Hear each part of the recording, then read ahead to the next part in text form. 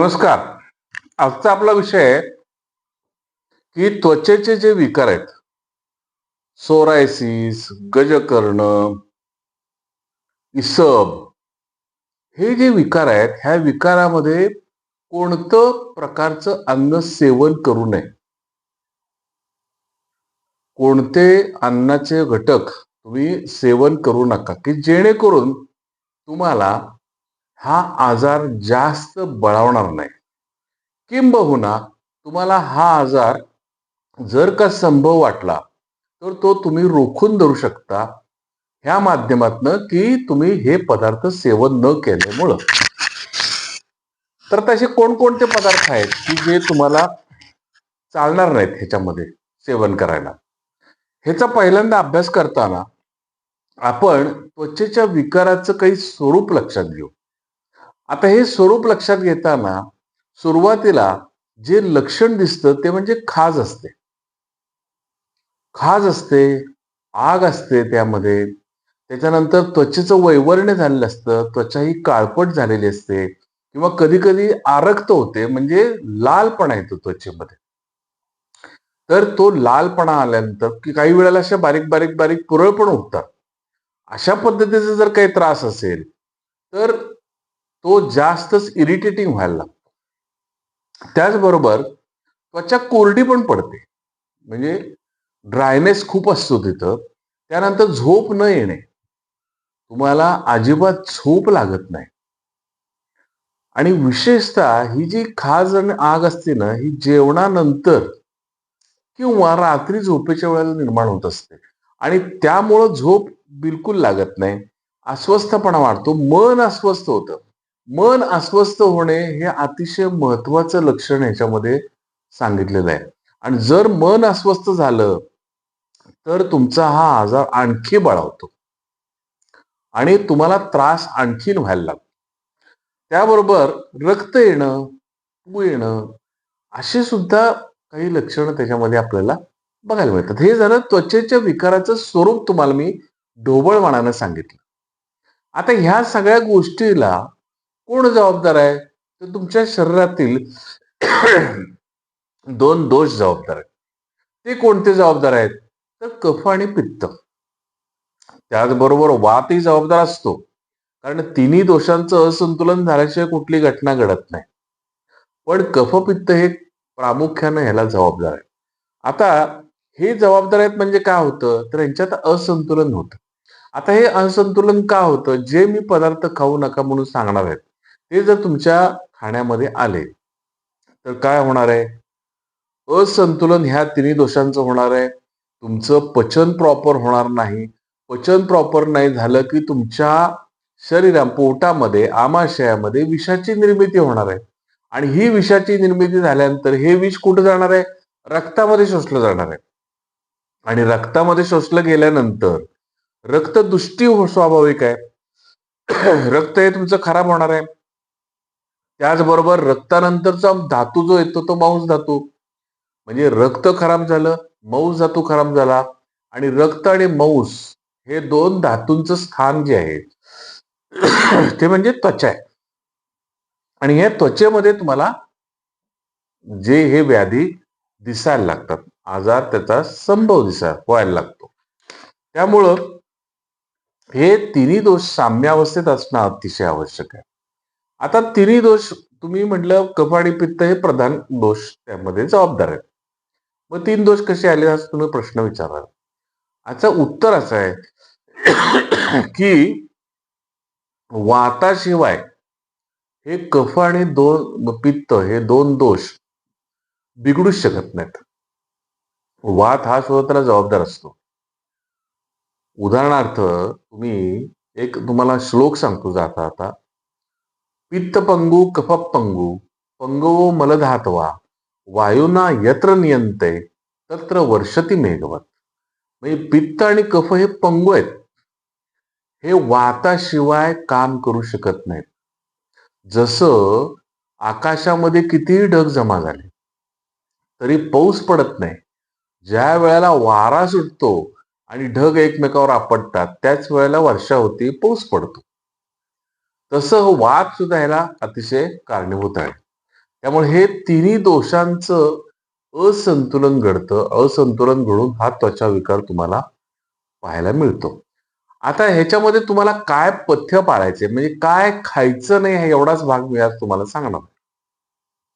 सगळ्यात महत्वाचा पहिला गोष्ट तुम्ही लक्षात ठेवायची आहे. हॉटेलचे कोणतेही पदार्थ तुम्ही वर्ज्य करा. ज्या ज्या लोकांना ह्याचा त्रास आहे, सोरायसिस, गजकर्ण, इसब अशा गोष्टीचा ज्या ज्या लोकांना त्रास आहे त्यांनी हॉटेलचे सगळे पदार्थ खाऊ नयेत, टाळावेत. त्याचबरोबर बेकरीचे सगळे पदार्थ तुम्ही टाळायचे. बेकरी फूड हे तुम्हाला चालणार नाही. बेकरी हे पयुर्षित अन्न आहे. त्यामुळे हे अजिबात चालणार नाही. त्याचबरोबर आईस्क्रीम, दूध, मिठाई हे तिन्ही पदार्थ तुम्ही कायमचे बंद करायचे. मिठाई खायची नाही, आईस्क्रीम खायचं नाही, दूधही घ्यायचं नाही. मांसाहार पूर्ण वर्ज्य. आता तुम्ही म्हणाल मांसाहार म्हणजे आम्ही अंड खाल्लं तर चालेल का? आम्ही मासा खाल्ला तर चालेल का? तर कोणत्याही पद्धतीचा मांसाहार, अंड असू दे, मासा असू दे, मटण असू दे, चिकन असू दे, तुम्ही हे खायचं नाहीये. कारण हे तुम्हाला खाल्ल्यानंतर जास्त तुमचा स्किनचा आजार, त्वचेचा आजार हा बळावणार आहे.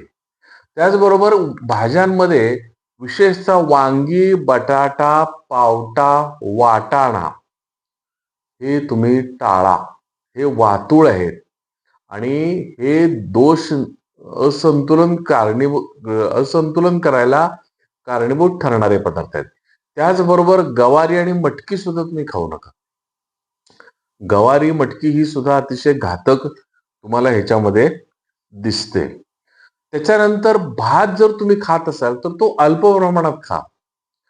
अति भात खाणं सुद्धा कफकारक आहे. भात हा कफ वाढवणार आहे. त्यामुळं भात सुद्धा संतुलित प्रमाणामध्ये तुम्ही सेवन केला पाहिजे.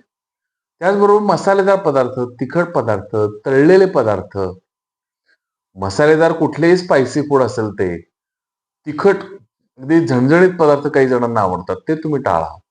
तळलेले पदार्थ सुद्धा टाळा. किंवा तेलकट ज्याच्यामध्ये जास्त तेल ओतलेलं आहे, घातलेलं आहे, असे पदार्थ तुम्ही शक्यतो टाळा. त्याचबरोबर fast food, pizza, burger, sandwich हे सगळं तुम्ही फास्ट फूड तुम्ही टाळलं पाहिजे. इव्हन ब्रेड, बिस्किट सुद्धा तुम्ही खाऊ नका. मगाशी सांगितलं बेकरीचे पदार्थ तुम्ही खाऊ नका. आणि फेवरेट फास्ट फूड तुमचा आहे म्हणजे वडापाव. वडापाव तर अतिशय घातक आहे तुम्हाला. त्यामुळे वडापाव तुम्ही खाऊ नका. साबुदाण्याची खिचडी खाऊ नका. साबुदाणा खिचडी सुद्धा तुम्हाला अतिशय त्रासदायक आहे. त्याचबरोबर आंबवलेले पदार्थ जे आहेत, उदाहरणार्थ इडली आहे, डोसा आहे, उत्तप्पा आहे, हे जे पदार्थ आहेत हे सुद्धा तुम्ही टाळा. हे पदार्थ आंबवलेले असल्यामुळं शरीरामध्ये रक्तदृष्टी पटकन होण्याचा संभव जास्त असतो. त्यामुळे हे टाळा. विरुद्धान्न तुम्ही टाळा. कुठलंही विरुद्धान्न खाऊ नका. आता विरुद्धान्न म्हणजे काय? उदाहरणार्थ तुम्हाला मासे आणि दूध एकत्र करून खायचं, कधीच नाही. मी मासे पण खाऊ नका आणि दूध पण खाऊ नका म्हणून सांगितलंय. त्यामुळे ते खाण्याचा संभव येत नाही. तसंच मुगाची खिचडी आणि दूध एकत्र करून जर तुम्ही घेतलं तरी सुद्धा ते विरुद्ध अन्न आहे. ह्याचे विरुद्ध अन्न काय करतं? विषाची निर्मिती करतं. त्यामुळे रक्ताची दृष्टी होणार. रक्ताची दृष्टी झाली की मांसदृष्टी होणार, म्हणजेच त्वचेची दृष्टी होणार. त्यामुळे हे तुम्ही टाळायचंय पूर्णपणे. त्याच्यानंतर रात्रीचं जागरण करू नका. अकारण रात्री जागू नका. हा, आता गरज आहे बाबा, अगदी जागलंच पाहिजे, अशी जर का वेळ असेल तर तुम्ही जागायला हरकत नाही. पण अकारण जागरण अजिबात करू नका. दिवसा जास्त झोपू नका. म्हणजे वाम कुक्षी इथपर्यंत ठीक आहे, 10-15 मिनिटं तुम्ही कलंडला जेवल्यानंतर. पण तुम्ही हांतरून पांघरून घेऊन जर झोपी गेलाय का अर्धा पाऊण तास गाढ, ते चुकीचं आहे. त्याच्यामुळे त्वरित कफ वाढतो पोटातला आणि जे काही खाताय त्याचं पचन व्यवस्थित होत नाही. जेवल्या जेवल्या तर कधीच झोपायचं नाही तुम्हाला. जेवण झाल्यानंतर 2 तासांनी इकडे तिकडे करून मग तुम्हाला झोपी जायचंय. आणि रात्रीचं जागरण पण करू नका. अजिबात जागरण करायचं काही कारण नाही. सकाळी तुम्ही लवकर उठायला शिका. तुम्ही जर सकाळी लेट मॉर्निंग उठायला लागला, बरेच जण म्हणतात मी सकाळी उठल्या उठल्या पाणी पितो. किती वाजता उठतोस बाबा? 9 वाजता उठतो. ह्याला काय अर्थ नाही ना.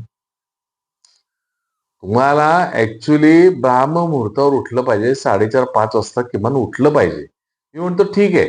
थंडीचे दिवस असतील बाबा, तुम्ही 6-6:30ला तरी उठा. पण तुम्ही 8-8 वाजेपर्यंत, 9-9 वाजेपर्यंत झोप घेणं अतिशय चुकीचं आहे. आता काही जणांना व्यवसायामुळं काही गोष्टी अडचणीच्या येऊ शकतात. प्रत्येक गोष्टीला मी इथं मार्ग दाखवायला मोकळा नाहीये. पण तरी सुद्धा हे मार्गदर्शक तत्व आहे. ही तुम्हाला जास्तीत जास्त जेवढी पाळता येतील, तेवढी तुम्ही पाळली, तर तुमचा हा त्वचेचा विकार सुसह्य होईल. ह्याचबरोबर तुम्हाला औषधं घ्यायचीच आहेत. पण ही पथ्य जर पाळली, तर त्या औषधं जास्त चांगली तुम्हाला लागू होण्याचा संभव आहे. जर का ही माझी माहिती तुम्हाला आवडली असेल, तर ही माहिती तुम्ही अनेकांना शेअर करा. त्याचबरोबर शाकल्य कट्टा हा जर माझा चॅनल तुम्ही आजपर्यंत सबस्क्राईब केला नसेल, तर कृपया सबस्क्राईब करा. धन्यवाद.